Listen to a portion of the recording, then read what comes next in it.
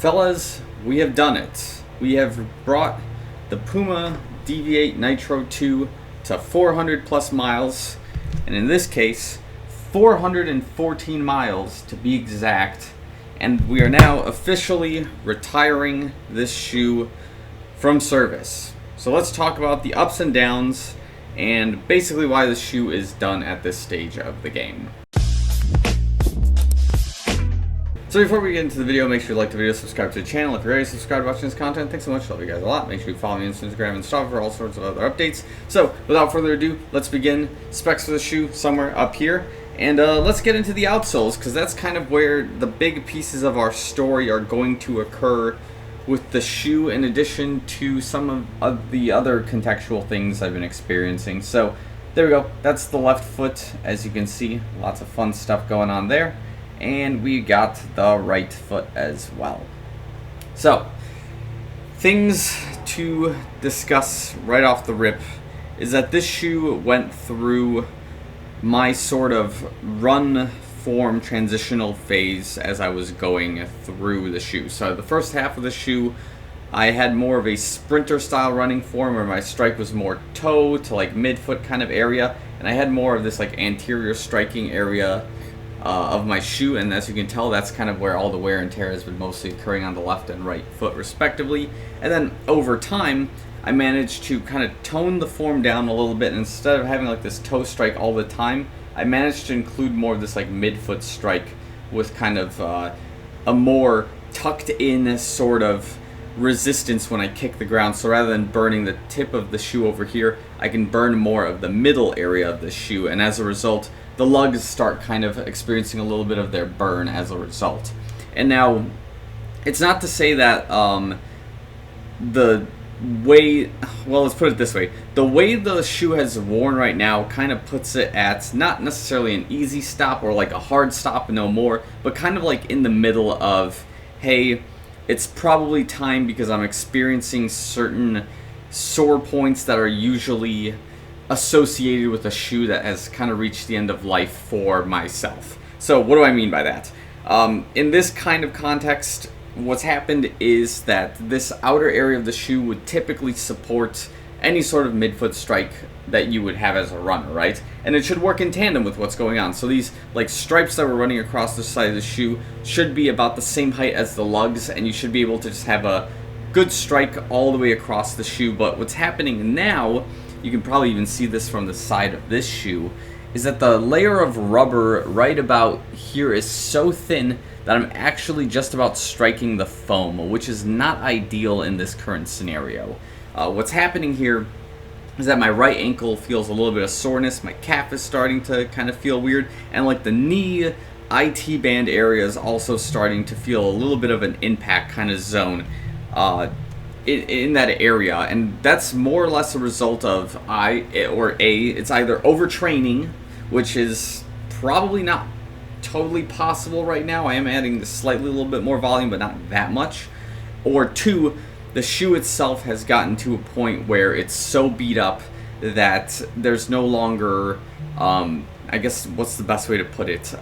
There isn't enough resistance in the shoe to prevent you from having impact to the concrete. So that's also sort of what's going on here. So as I'm running, I'm actually feeling this middle area of the shoe a lot more, and it's actually causing another impact there where it almost feels like I can feel each individual lug in my foot, and that's how sensitive this is becoming. So that ends up going to our waterfall effect here of the rubber is failing, and now the foam is so fatigued as well that as a result, that resistance to the ground is also beginning to diminish. And yes, I'm feeling the impacts of hitting concrete with a shoe that has just experienced far too much fatigue and far too much beat down to be good enough to continue its daily use in this case.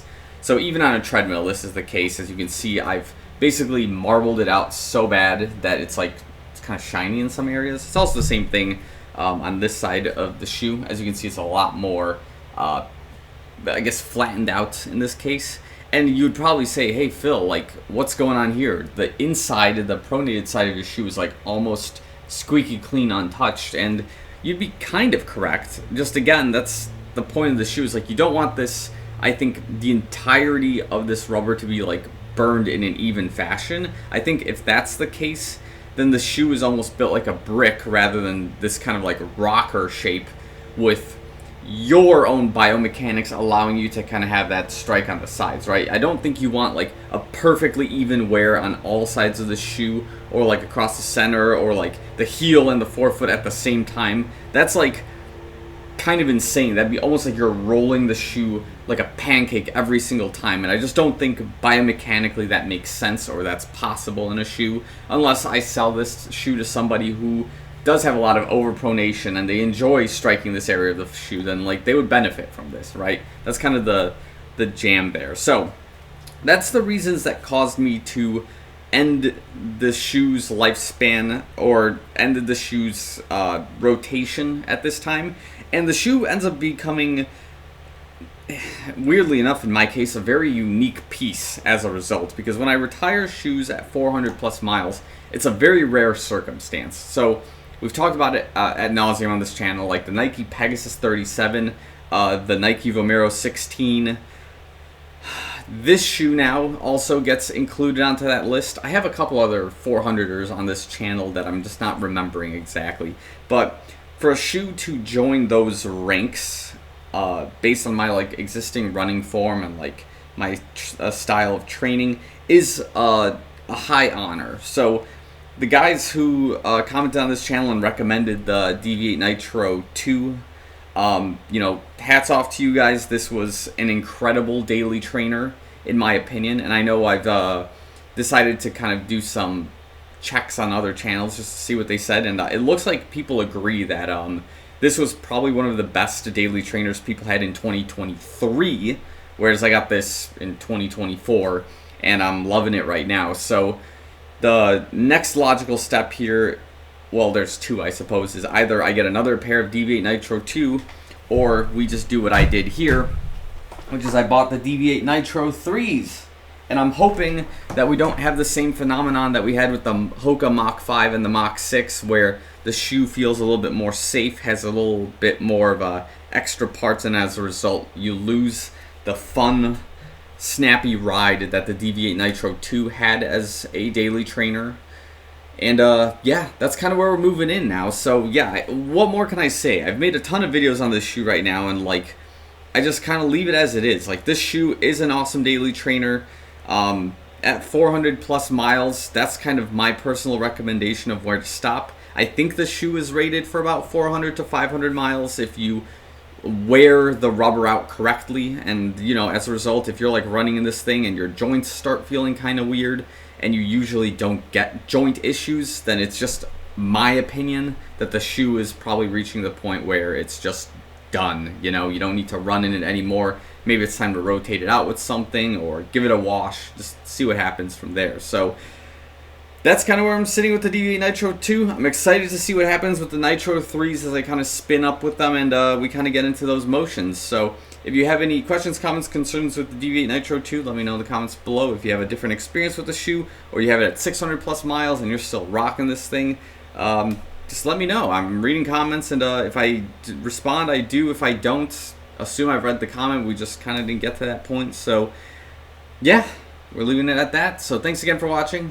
I'll see you guys in the next one.